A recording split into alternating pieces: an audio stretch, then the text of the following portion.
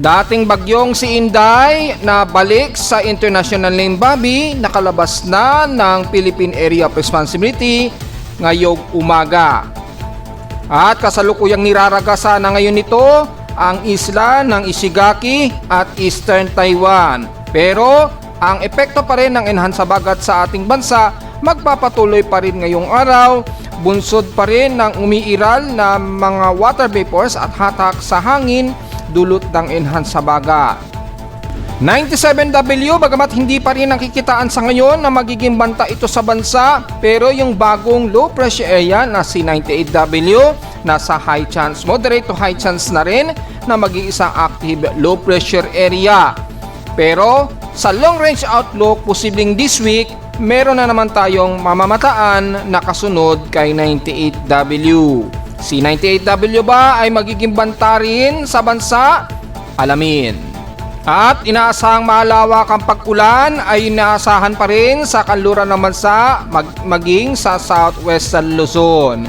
Mimaropa at kanluran ng Luzon, inaasahan pa rin ng kalat-kalat na pag-ulan na may pagkilat at pagkulog na umiiral ngayon sa kanluran ng Luzon kasama ang Metro Manila sa mga karanas pa rin ng mga mabugsong hangin at kalat-kalat na pag-ulan bunsod ng habagat. Western Visayas at Western Mindanao, makakaasa pa rin ang mga isolated case na mga kalat-kalat pa rin na pag-ulan bunsod pa rin ng ilang trap ng habagat.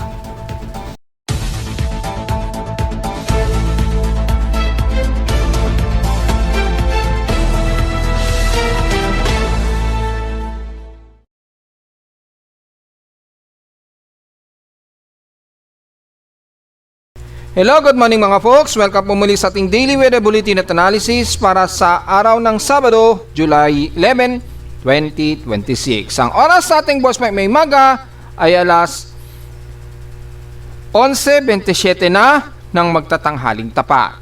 Well, kakalabas lang kanina umagahan ng Philippine Area of Responsibility itong si dating bagyong Inday. Unofficial po yan ha. So tingnan nyo pa rin kay Pag-asa kung dineclare na rin yan na naka-exit na ng PAR. Dahil mula sa aking dashboard, sa aking PIMO weather page o Tropical Cyclone Sector ay indicated nakalabas na ito ng Philippine Area of Responsibility. Again, hindi unofficial po ito ha. Hindi po ito official kay Pag-asa. Nagbabase lamang tayo sa real-time na galaw ng bagyong si Bobby na dating pangalan nga po na Inday. And bumalik na po ang kanyang international name sa ating dashboard. Binalik niya sa international name as Bobby na dating pinangalan na bagyong Inday. At dahil indicated na siya nasa labas ng Philippine Area of Responsibility, so ang inyong lingkod sinusunod po natin kung ano yung lumalabas dito sa ating TC sector. Pero i-double check nyo pa rin kay Pag-asa kung official na nilang idineklara rin na nakalabas na rin ito ng Philippine Area of Responsibility. Para malinaw po yan ha, para masiguro po natin na official ang lalabas pa rin kay Pag-asa. At sa ngayon ay may mga inaasahan pa rin tayong mabugsong hangin, although hindi na po banta sa Pilipinas ang sobrang epekto nitong si dating bagyong Inday, although dahil sa napalakas na nito ang habagat mula kahapon ay hanggang ngayon inaasahan magtutuloy-tuloy po ang epekto ng ating habagat at nakasalukuyang nagkakaroon tayo ngayon ng mga matitinding pagkulog at pagkidlat. Sa aking lightning detection system sa dashboard, halos nasa 121 ang kasalukuyang lightning strikes ang nare-record at nade-detect dito sa may bandang kanluran ng Luzon hanggang southwestern Luzon at Mimaropa area. So mag-iingat po ha ang mga kababayan natin na maliligo dyan dahil patuloy ang mga pagkulog at pagkilat. At mula sa ating Doppler radar, makikita natin ang may mga kalat-kalat pa rin mga buhos ng ulan dito sa may bandang kalurang bahagi ng Bataan, Olongapo at Zambales. So expected din pa rin ang bandang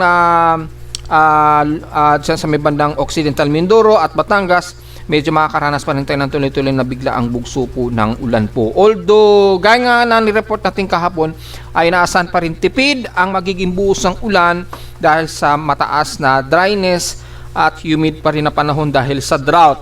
So dahil nagkaroon lang ng medyo tuloy-tuloy lang na biglang continuous lang ang buhos na mga mahinat moderate na rain showers, ay naka-accumulate pa rin tayo na medyo mataas na total rainfall. Yun po yung naging accumulation rainfall natin kahapon, di ba? Nangyari nga po at iisa-isahin natin yan mga folks. At so far sa ating real-time na lightning detection system, kahapon umabot pala sa more than 1,000 ang total lightning strike sa amin. As of 11:31 ngayong umaga ay nasa total na kami na 183 na lightning strikes. Ito po yung pinaka-aktibo na lightning strikes. Ay mula dito sa baba ng kaluran nga po ng Luzon hanggang Mimaropa. Ingat po sa mga kababayan natin. Yung mga puti na yan na nagfa-flash, yan po yung pinaka-latest na bagong pasok na mga lightning strikes. At mula sa ating data, dito sa ating lightning maps, ay makikita po ay patuloy pa rin ang detection at mula kahapon ay at least ang pinakamarami ay umabot sa halos 450 ang counts per hour namin na lightning strike sa Caloocan. So sa signal count, sobrang taas talaga ng signal count, yung signatures mula sa amin sa Caloocan. Ayan At umabot sa 20% yung dami ng locating lightning strikes ang na-trace sa amin sa Caloocan. So patuloy pa rin ang mga lightning strikes. Ayan So aktibo pa rin. Pinakamalapit sa amin so far ay 51 km pero kahapon 9 km lang ang lapit sa amin sa Caloocan. At patuloy pa rin ang pulsing ng ating lightning detection. Ayan. Tuloy-tuloy pa rin po mga folks. At ingat po lalo na dyan sa may bandang West Philippine Sea na kung saan malakas pa rin ang daloy ng ating habagat. Ayan Malakas pa rin yung daloy ng ating habagat yan mga folks. So mag-iingat po mga folks ang lahat dahil inaasahan pa rin na makakaranas tayo ng mga pagkulog at pagkilat at mga pag-ulan. At makikita nyo po patuloy pa rin ang nahahatak ng monsoon trough ni dating bagyong Inday ang pinaka-trough ng habagat at nag-accumulate ngayon sa kanluran ng bansa na nagbubunsod ngayon ng malawakang pag-ulan. So sa mga nagtatanong kailan ba mawawala ang habagat, hindi po napepredict ang eksaktong araw niyan pero kung titingnan po natin ay ang accumulated ng habagat na may kasamang habagat rains ay inaasang magpapatuloy yan nitong weekend at inaasahan natin hanggang sa unang 2 araw ng weekdays. Depende po sa galaw pa rin ng ating habagat kung malakas pa rin ang hatak ng hangin dito sa timog kaluran ng bansa, magpapatuloy pa rin ang ating habagat rain showers kahit weekdays na nitong darating na Lunes onwards. At makita natin ang mga pagkulog at pagkilat at malapit sa Metro Manila, ang epekto pa rin yan. So mag-iingat na lamang po mga kapokus dahil at least mga moderate to heavy rain showers pa rin ang expected na ulan na dala nito. Ayun kitang-kita naman po at yung concentration niya nasa moderate to heavy rain showers pa rin at kasalukuyan pa rin na may mga pag-ulan na umaabot sa may bandang Mimaropa, western portions ng Visayas, western portions ng Zamboanga Peninsula. Usually bandang kanluran ang may mas mataas na concentration ng ulan, hindi masyado sa may bandang silangan. Although medyo makakaranas pa rin tayo ng mga kalatang ulan. Hindi nga lang sintindi dito sa kanluran na kung saan mas unang maapektuhan ng habagat. So sa Tandason Advisory mula sa Data PD Pag-asa, nakataas pa rin ang Mimaropa sa maapektuhan kabilang ng Palawan mula Soplono Española hanggang Batarasan na po yan. Kasama na rin malamang dyan ang Brooks Point at Kalayaan Cupop Islands yan. 30 minutes to 1 hour daw ang expectancy ng forecast. So kung titingnan natin sa pinaka-hydrological area na kung saan ay nakataas pa rin ang epekto ng ulan. As of 11 o'clock ngayong umaga ay naka-yellow warning pa rin dito sa bahagi pa rin ng Batangas. Dito sa may bandang Nasugbu, Batangas at sa may bandang kaluran naman ng Zambales kasama na ang Bataan ay nakataas pa rin dyan sa may bandang municipality ng Botolan, kasama ng associated areas dito sa parte pa rin ng Santa Cruz, yan, sa may bandang Candelaria, Masinloc, Palausog, yan, Botolan, Cabangan, yan, San Narciso, pababa na yan, dyan sa may bandang San Antonio, kasama na ang Subic, Olongapo, yan, kasama na rin po yan, pababa na yan ng Morong, Bagak, at Maribeles, Bataan. Nakataas po sa yellow warning po ang areas na yan. At sa may bandang Batangas naman, siyempre, ang Nasugbu, Batangas, Calangca, Balayan, Calatagan, Batangas, kasama rin ang Alfonso, Maragondon, at areas ng Ternate. So nakataas po sa yellow warning, moderate rainfall to heavy rain daw ang aasahan dahil nakataas sa yellow warning mula sa data feed ni Pag-asa. The rest ng Metro Manila so far, nasa expecting pa lang tayo na makakaranas pa rin ng mga tuloy-tuloy na pag-ulan. So sa ngayon ay expecting pa lang po tayo sa rest ng Metro Manila at Calabarzon area. Malinaw naman po yan dito. At Central Luzon area. Mula dyan sa may bandang Tarlac at Cabanatuan, kasama na ang buong Bulacan at Rizal hanggang dito sa buong Laguna area. So meron pa rin tayong inaasahan daw na expecting ng mga rainfalls po ha. So malinaw yan. Mula yan mismo sa official ni Pag-asa. Sa pagkulog at pagkidlat naman ay so far nakataas lamang sa buong Palawan ang expectancy ng thunderstorms. Sa buong Palawan na yan, mula Coron, Palawan at dito sa isla ng ewan ko anong tawag dito sa isla nito, private resort yata yan. At dito naman sa may bahagi nga po ng Puerto Princesa at bababa na yun ng Batara sa Balabac, kasama na ang El Nido niyan at Coron, Palawan na nakataas ang thunderstorm. Since ngayong 11:20 lamang yan, nakataas po ang thunderstorm advisory dyan. Pero pinakita ko naman sa inyo, mas marami po ang clustered ng thunderstorms dito sa may bandang West Philippine Sea, pagitan ng Metro Manila, Kanluran ng Zambales at Palawan area. So ingat pa rin po tayo mga folks.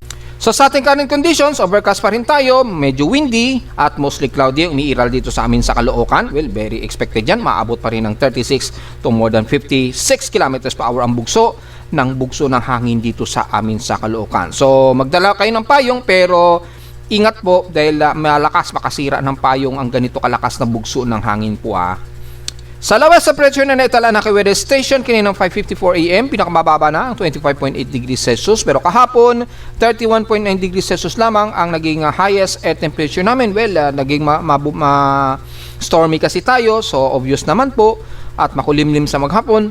Kahapon yan ng umaga at 9:22 AM ang pinaka-highest air temperature sa amin. So very low lang ang naging heat index namin kahapon at 46.2 degrees Celsius po. Ngayong araw lang siguro medyo unti-unti babalik na naman yung medyo mataas-taas na heat index natin.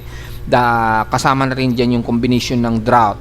At wala naman sa ating almanac, sa ating heat index nationwide as of 10:54 AM, mababa lamang ang extreme quotient namin na heat index at 39.6 degrees Celsius po. So sa forecast, naglalaro lamang sa 36 degrees Celsius yung extreme quotient daw mula kay ICMWF. Pero kung titingnan nyo po sa maghapon, hanggang 38 degrees Celsius daw ang magiging heat index namin ngayong araw. Mababa pa rin naman yan. Kung titingnan niyo sa pinaka-humidity heat index forecast, mababa rin daw. Pero sa pinaka-automatic weather stations naman, mula sa data feed ni Pag-asa, nangunguna sa highest heat index pa rin ang Lawag, Ilocos Norte na may 44 degrees Celsius dahil ang Romblon na natiling sira po.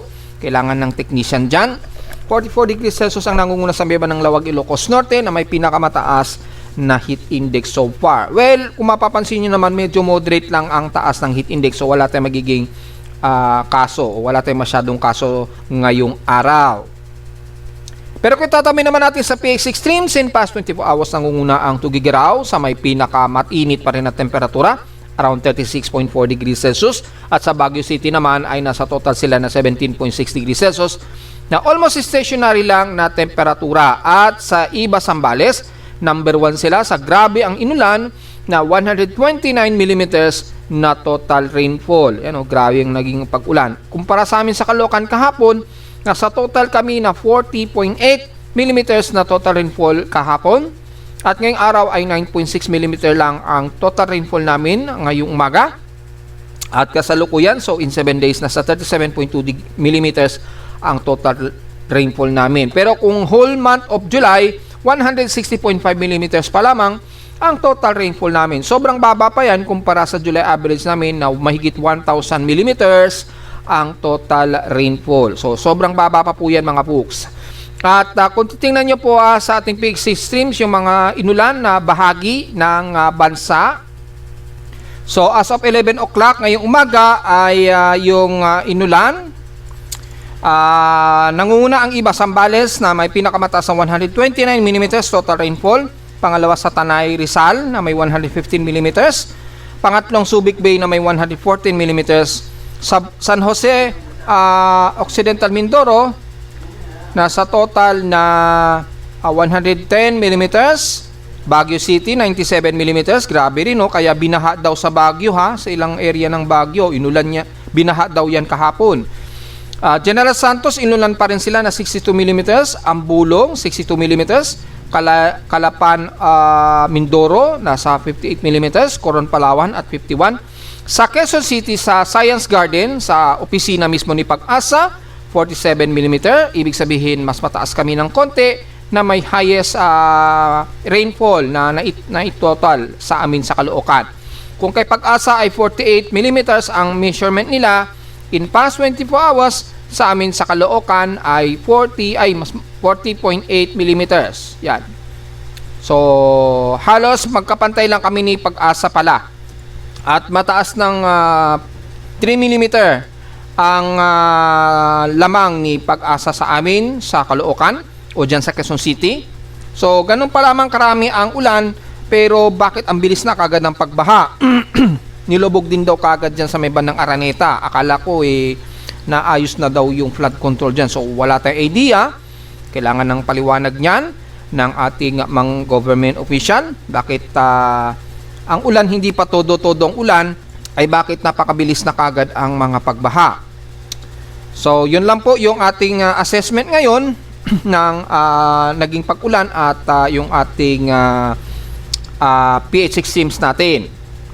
Samantala sa ating outside humidity ay 89% po, mataas pa rin concentration at bumaba ito ng 1% since last hour lamang. Mababa pa rin atmospheric pressure natin at 1,002 hectopascals and steady ito since last hour.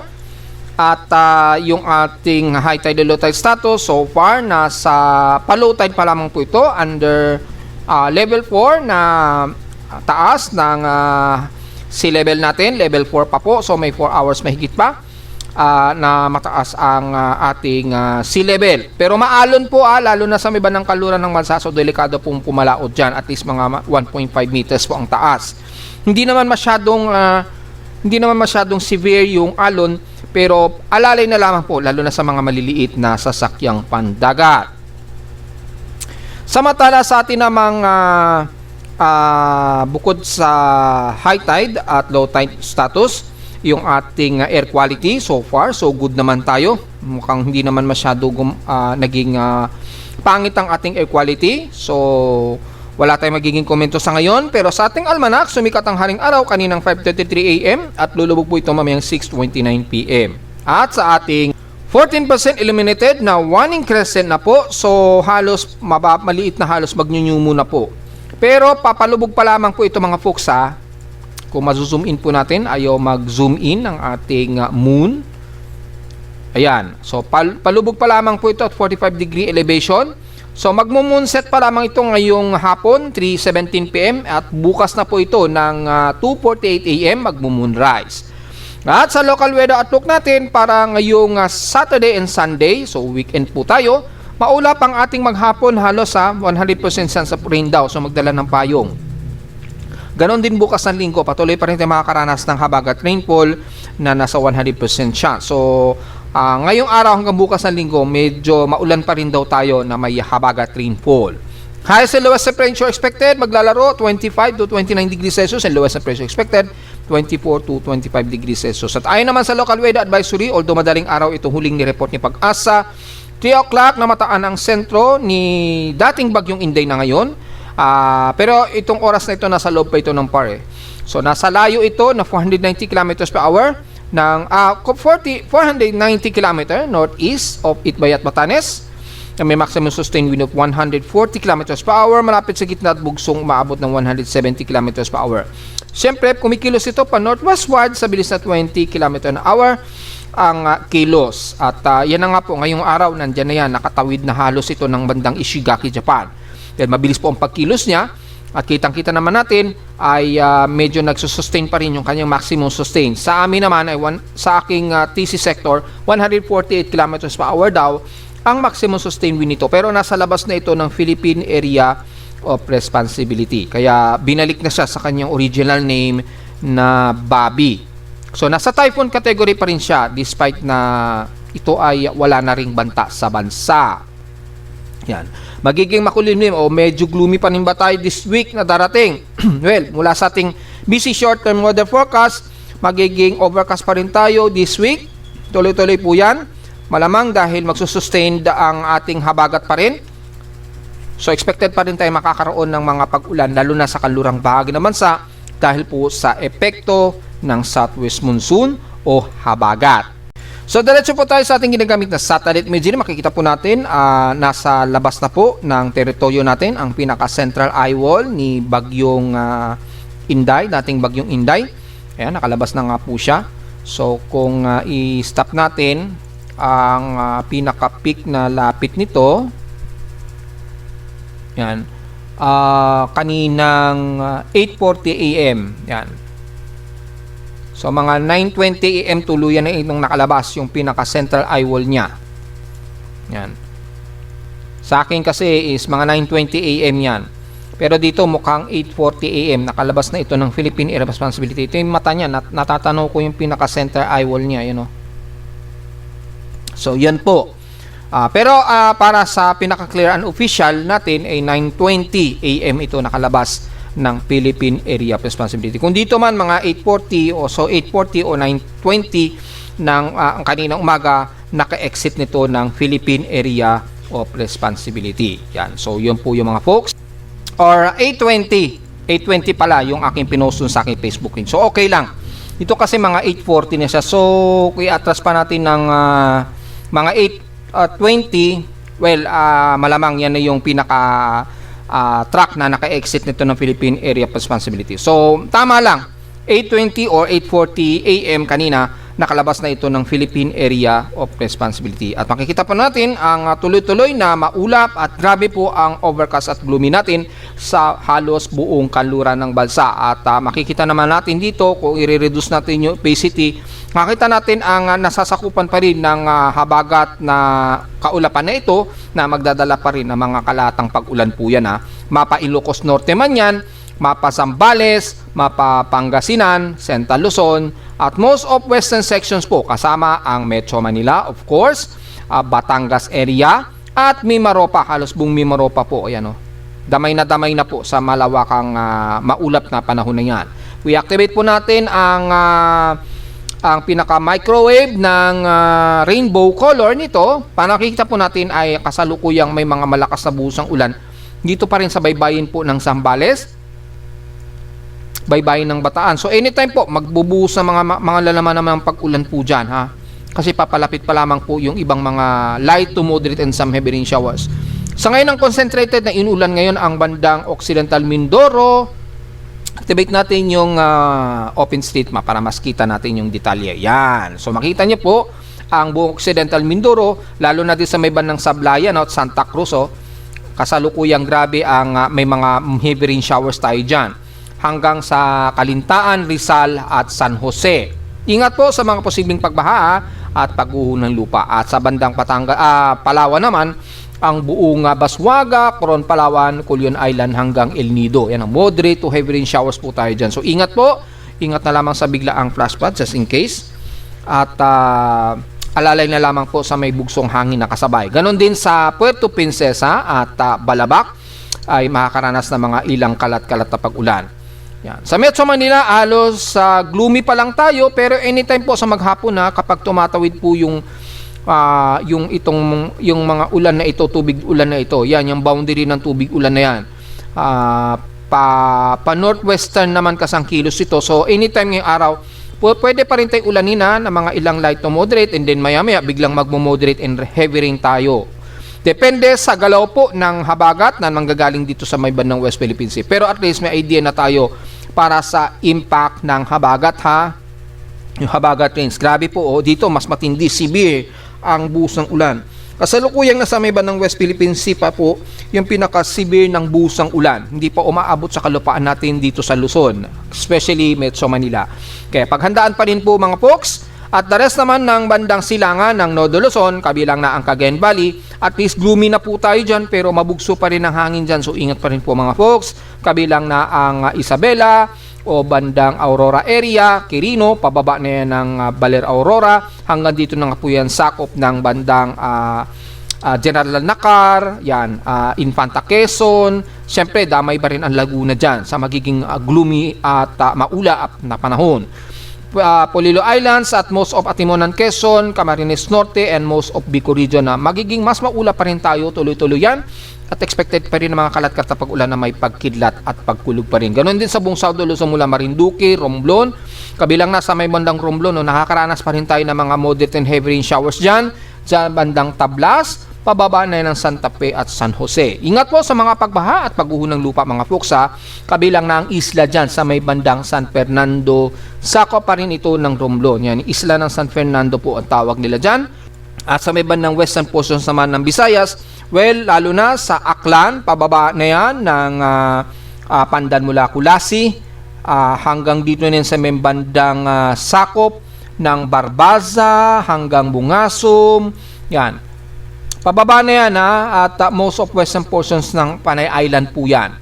So sama-sama na po na apektado ng mga malawakang pag-ulan lalo na sa may bandang Malay at Buruanga. Ingat po sa mga pagbaha at pagguho ng lupa. Antique, pababa na yan ng Anii, dyan sa kanluran ng Panay Island. At magiging maulap na pagdating dito sa may bandang Rojas City, pero expected pa rin na mga isolated at kalat-kalat na pag-ulan na may pagkilat at pagkulog. Kabilang na ang Kalinog Pasi, Iloilo, Dumangas, Gumaras, patawid na yan ng bandang Negros Region sa Bacolod, pababa ng buong Negros Occidental sa Sipalay at Hinabaan. Ganon din sa buong Dumaguete, magiging maulap din tayo at Cebu, Bohol na may mga mahihina at katamtamang pag-ulan na may pagkilat at pagkulog. Ganon din sa bandang Siquijor area.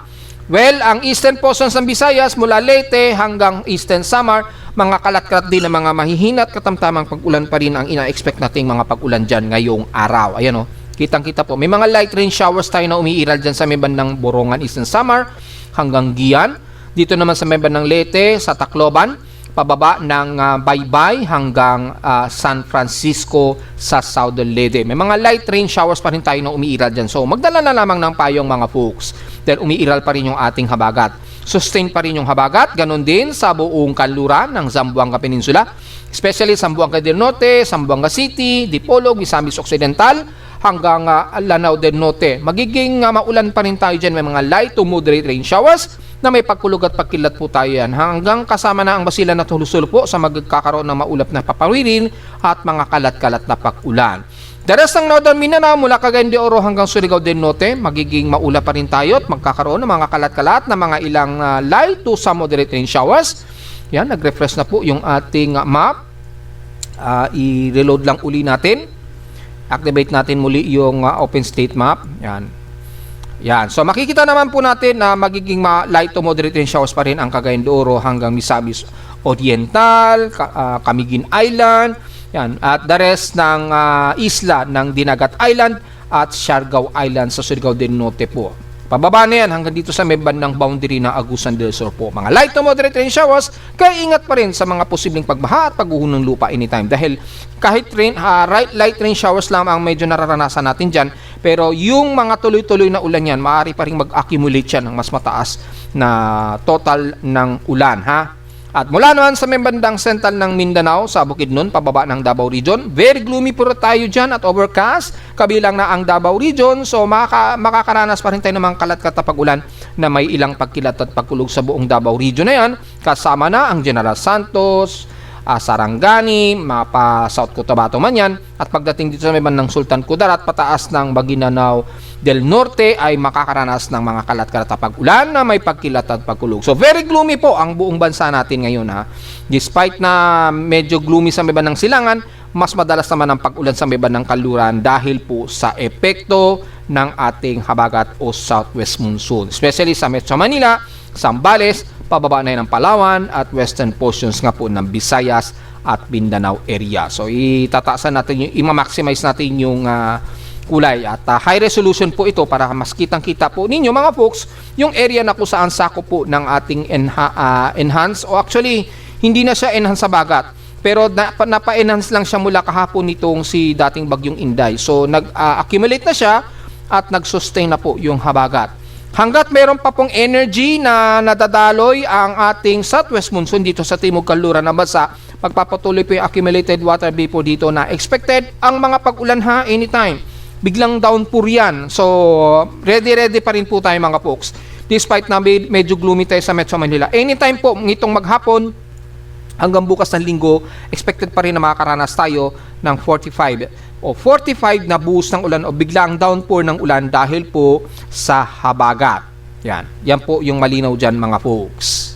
So, kamustahin naman natin ang lagay ng mga binabantay nating bagyo gamit ang ating computer-generated tropical cyclone sector. Gaya nga po na ating sinabi kanina, mga alas 8:20 ay nakalabas na nga po ng Philippine Area of Responsibility itong si dating bagyong Inday. At balik, Bobby na po ang kanyang pangalan at makikita po natin sa pinaka-satellite imagery ang sentro nitong si dating bagyong Inday kanina.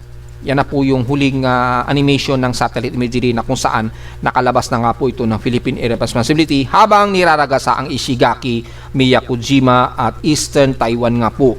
Sila nga po ang mas nakaranas ng sungit ng impact ni dating bagyong Inday, hindi masyado sa malaking kalupaan nga po ng Pilipinas. So sinuswerte pa rin tayo, kaya lang ang magiging problema lang talaga natin yung napalakas niya o napalakas nito muli ang ating southwest monsoon. Yun nga lang ang naging problema. So makikita po natin dito, grabe po ang naging accumulated uli ng ulan dala ng habagat. At mula kahapon sa pagiging enhanced habagat na ginawa ni dating bagyong Inday. So yun po yung epekto niyan. At as of 8 o'clock AM, ang layo nito mula sa Luzon, susukatin pa rin natin. Although ito na yung naging huling report natin dahil naka-exit na po ng Philippine Area of Responsibility. So mula sa Itbayat, Batanes, ang estimated na layo nito as of 8 o'clock, kakalabas ng par kanina, nasa layo itong 545 km north-northeast o east-northeast ng Itbayat, Batanes. Yung distansya na ngayon itong si Bobby o dating bagyong Inday. So malayo na po siya at hindi na talaga ito banta sa bansa. Ang magiging banta na lang talaga sa atin ay yung impact na lamang ng habagat. So yun na po yung naging huling report natin, yung status para kay bagyong Inday, at balik na nga po siya sa international name na Bobby. At kung makikita niyo po dito sa atin, kung i-click nyo, naka-indicate na siya as formerly Inday na. Again, unofficial po ito dahil mula ito sa TC sector ng PIMO weather page. Double check na lamang kay Pag-asa kung dineclare na rin nila na nasa labas na rin ito ng Philippine Area of Responsibility. Samantala, maraming nagtatanong, si 97W ba magiging malakas na bagyo din ba yan? Sa ngayon, maliit pa po ang tsansa o posibilidad niya pa rin na magiging isang mas malakas na bagyo. Pero base dito sa ating TC sector, until now, walang pagbabago sa kanyang central air pressure, 1,009 hectopascals. Yan. Anyway, itong si dating bagyong Inday pala ay ang kanyang central air pressure ay nasa 953 HPA o hectopascals. Under category 1 typhoon pa rin ito at 148 km/h ang kanyang 1 minute average speed at bugsong umaabot ng 193 km/h. Pero sa kanyang 10 minute average, nasa 130 km/h ito, under typhoon category pa rin. Well, halos tugma yan kay Pag-asa. At bugsong umaabot ng 169 km/h. 175 km/h yata kay Pag-asa yung kanyang 10 minute average po yan. Kumikilos ito pa north-northwestward sa bilis na 24 km/h. Yan, patungo na yan sa may manang eastern China. Samantala si 97W nga po ay nasa 1,009 hectopascal center air pressure at wala pa ring pagbabago sa kanyang maximum sustained wind. So hindi pa rin available yung kanyang movement speed so far at nanatiling disorganized ang kanyang development. Yan. Kung i-activate po natin yung satellite imagery, halos hindi natatanaw dito yung kanyang sirkulasyon. Kung double check natin, halos disorganized pa po. Walang nakikitaan o masyadong hilaw po ang kanyang circulation. So, posible, anytime pwedeng tanggalin din agad yan sa ating TC sector or maring isustain yan. Pero, base sa mga ibang empirical forecast, maring lumapit ito ng bandang Guam dito. Posible pa rin lumapit ng Guam at medyo magre-recurve ito. Habang magre-recurve ito dito ay posibleng ma-dissipate siya o ma-dissolve o malusaw na lamang bigla. Yun yung huling nakikita natin sa mga empirical forecast. Yan. Kaya lang, naiiba ngayon ang bagong binabantay natin na bagong invest na itinaas na ating TC sector.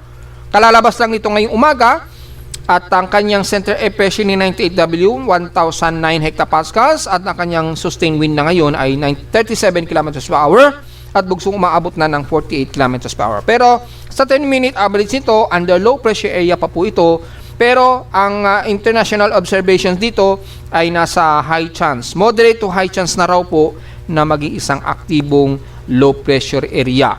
Yan, hindi siya sakop ng ating satellite, pero kung titingnan natin dito sa pinaka-floating satellite ni 98W, makikita nyo po ay disorganized pa po, medyo mababa pa yung aloft, pero anytime pwedeng magkaroon ng enhanced dahil under Coriolis circulation pa po siya. At mainit po ang sea surface temperature dyan dahil malakas po yung anomaly dyan ng ating moderate El Nino na. Halos strong El Nino na nga po tayo at 1.5 degrees Celsius po ang sea surface. At dahil po dyan, maaaring nga po mag-reaccumulate agad dyan dahil sa Coriolis effect.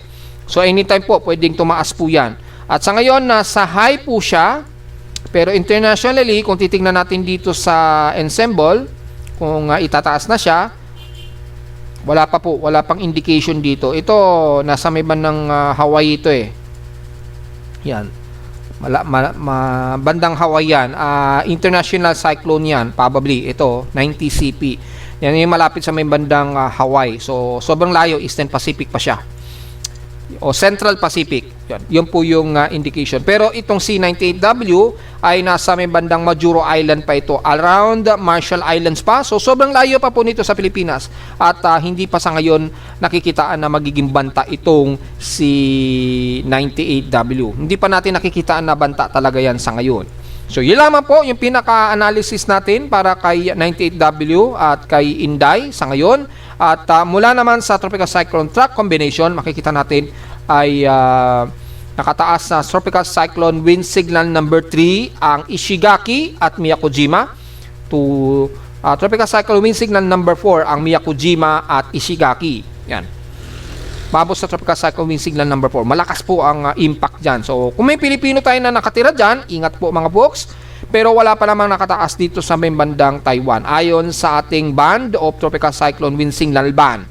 Malamang sa Taiwan nakataas na ang Tropical Cyclone Wind Signal sa kanila dahil iba po ang proseso sa kanila kung paano mag-declare o pagtaas ng Tropical Cyclone Wind Signal sa kanila. So ito binase lang naman natin sa lawak ng outer band or inner band ng bagyo. Yan yung ating tinatawag na estimated Tropical Cyclone Warning Signal Band. Yan, yung may kulay blue na yan, yellow, base sa lawak ng diametro ng bagyo at yung significant impact habang mas lumalapit sa sentro ng bagyo. So, yun lamang ang ating estimation. Hindi po yan official mga folks. At mula sa ating Spaghettios models, para sa huling tala kay dating bagyong Inday ay mula sa Category 1 typhoon, bababa na ito sa severe tropical storm within or next 24 hours. Well, malinaw naman po yan dahil paglapit nito sa may bandang baybayin po ng Eastern China, ay base dito ay posible na rin itong humina at mag-severe tropical storm. Pero sa mga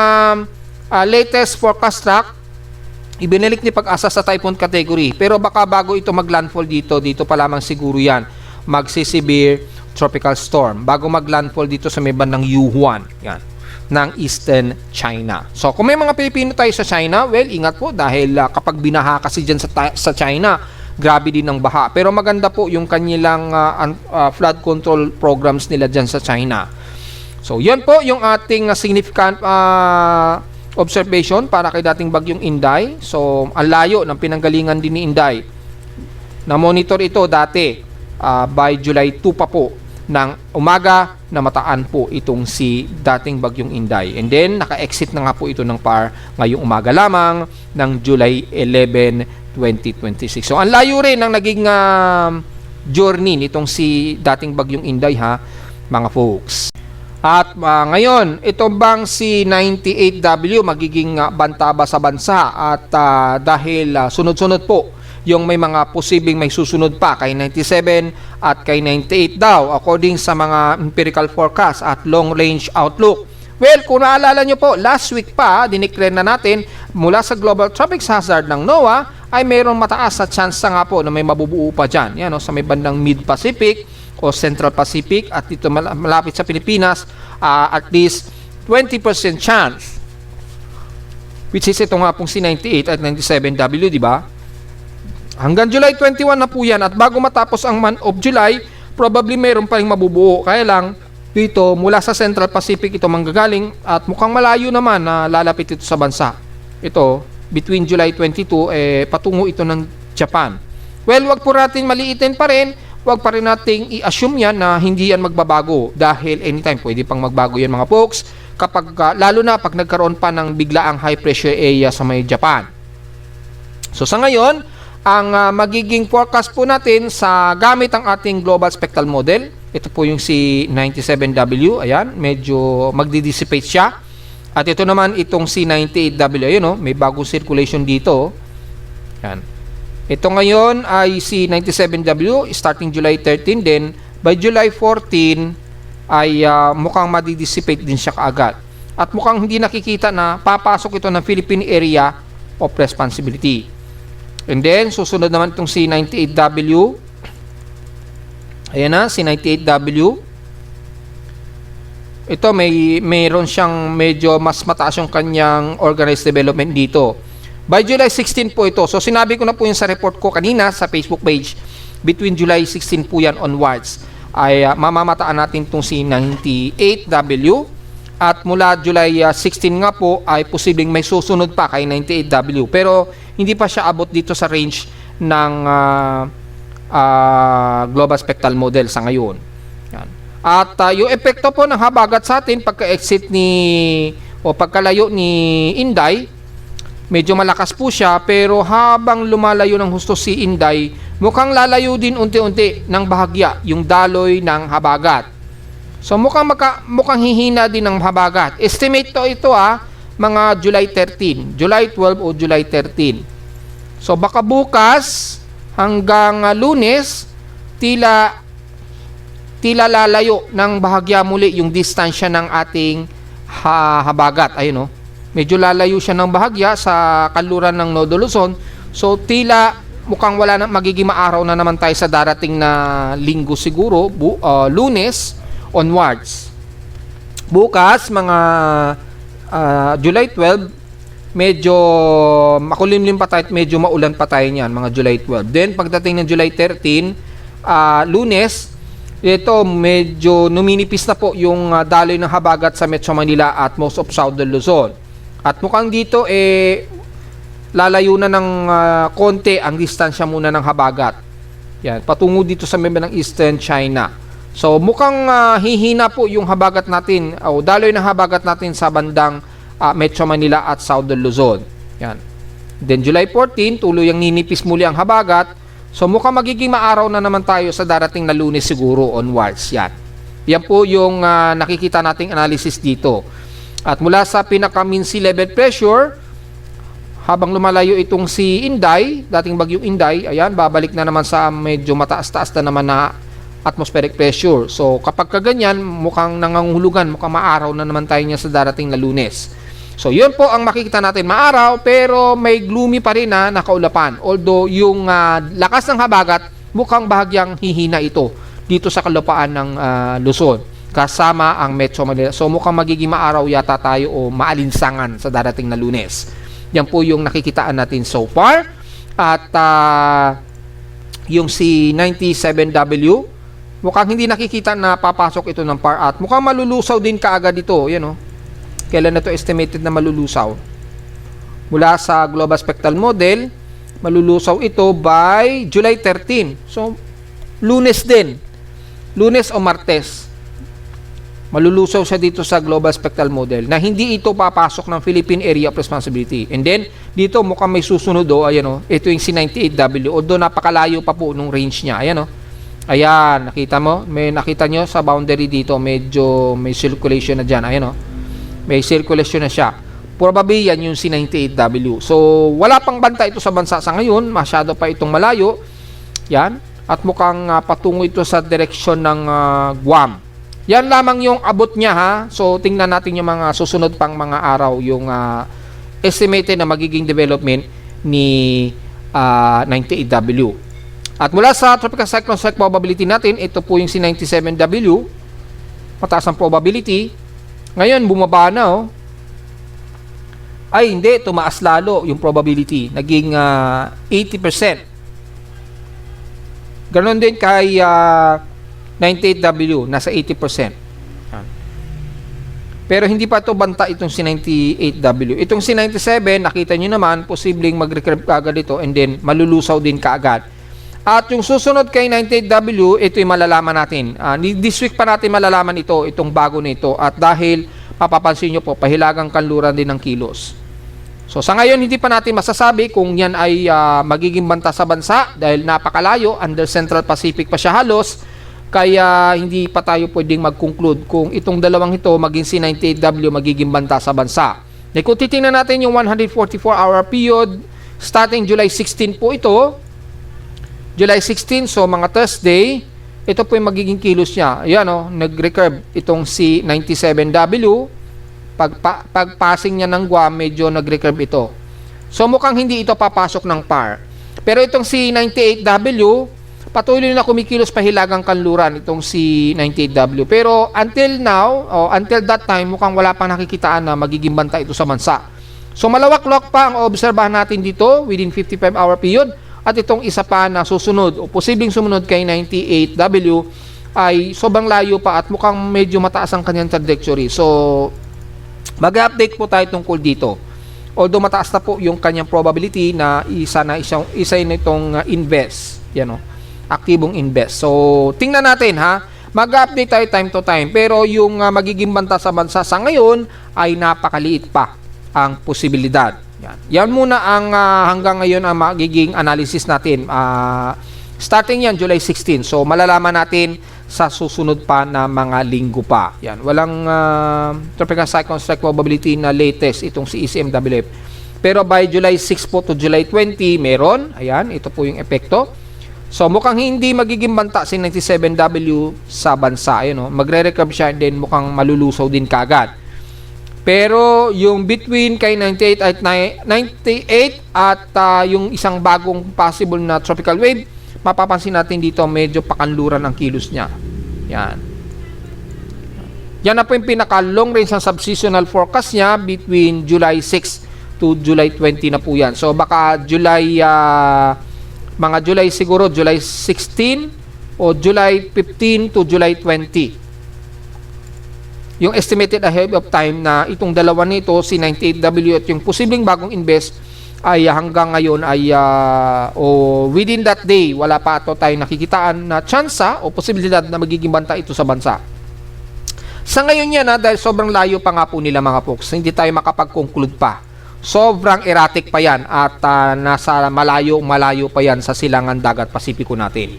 At mula naman sa computer models, mapapansin naman natin pagka-exit nitong si Inday, ay itong si 97W ay mukhang madi-dissolve na rin kaagad. Ayun, at hindi pa malinaw para dito kay 98W. Mula kay ECMWF, ito po yung si 97W, halos shallow trap lang ito and then mukhang gigewang lang siya dito sa may bandang Guam and then malulusaw. Yan. So mukhang hindi masyado concern itong si 97W na magiging banta sa bansa sa ngayon.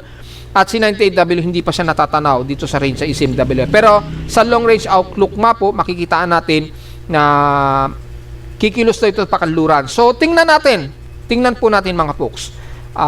Maaaring magkaiba pa yung magiging susunod na forecast. At mula kay AI Ensemble, pagkalayo ni Inday, ito yung si 97W, malulusaw din kaagad siya.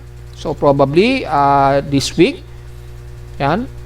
And then yung si 98W, hindi pa siya natatanaw dito ng AI. So wala pang empirical forecast. Sobrang layo pa kasi talaga mga folks. Yan. Ganon din dito, malulusaw din daw si 97W. Ayan. So, nakikitaan dito mukhang hindi masyado banta o concern itong si 97W. So, wala tayong magiging problema kung sakali man na ganyan ang magiging galaw ni 97W. Ang magiging next na lang natin natututukan o babantayan itong si 98W. Yan, dahil dito nga po, pakanluran ang pinapakitang galaw nitong si 98W. So, tingnan po natin, masyado pa pong malayo para magkaroon agad tayo ng early warning o early analysis conclusion para dito kay 98W at sa posibleng susunod na invest. Samantala sa Lindol, well, sobrang noisy ng ating seismograph dahil mababa yung atmospheric pressure. So, iyan ang magiging yan ang side effect ng isang seismograph lalo na kung liman ito. Pag bumababa yung atmospheric pressure, yung pendulum, sobrang sensitive niya lalo. Kaya tumataas po yung amplitude. Wala po tayong magagawa dyan. So, meron tayong makikita naman na backup, and so far, wala mang pula tayong nakikita dito. Meaning, walang malakas na lindol ang naitala ang aking seismometer. Wala naman sa data feed box mula kaninang madaling araw, merong isang magnitude 4 na naitala as of 8:47 kaninang umaga. Malamang aftershocks pa rin yan sa may bandang General Santos area. Yan o.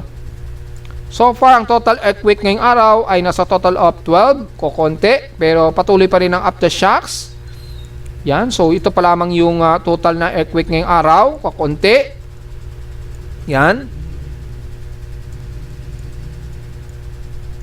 So far, ay yan pa lamang po yung pinaka-total earthquakes natin mga folks.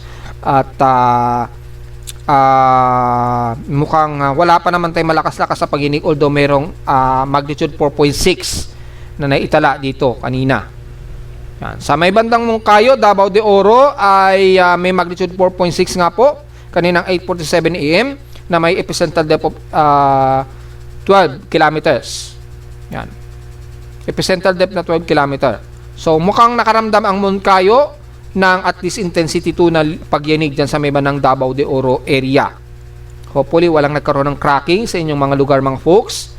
Sa World Seismic, tingnan natin kung mataas yung computation nila. Mukhang hindi naman, mababa lang din. Tingnan natin kung kasama ang mukhang wala naman. Yan, so walang shake-mack activity. Ito yung sa Mindanao, magnitude 4.3 lang. Yan. Yan, 4.3 lang sa atin. Yan.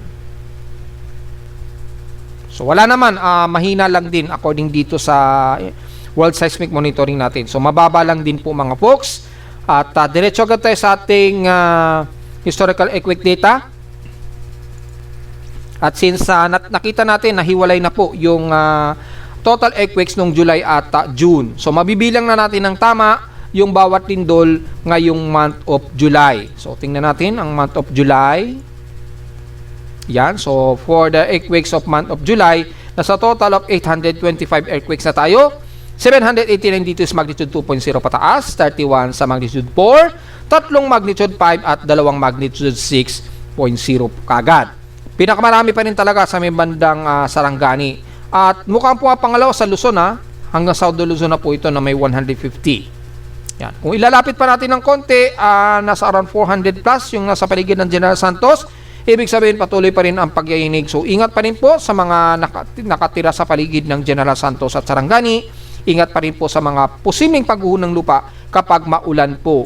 At dito naman sa Luzon, may 84 po na clustered earthquake, pero sa paligid po ng Bolinao, Pangasinan, 64 po ang clustered earthquake ngayon dyan. So patuloy nating babantayan yung dito sa may bandang Bolinao, Pangasinan, na patuloy ang clustered earthquakes po dyan since unang araw po. Yan. Anytime, posibleng magkaroon ng medyo may malakas tayong pagyayinig po dyan. So, medyo alisto po tayo mga folks anytime, ha? Yan. At dahil marami na mag-1,000 na kaagad-agad yung ating total earthquakes dito sa bansa. At marami na kaagad na, may dalawa na kaagad tayong magnitude 6.0. So, hindi po natin pwedeng baliwalain yan, mga folks. At narito naman ating 3-day weather forecast para sa araw ng Sabado, July 11, 2026.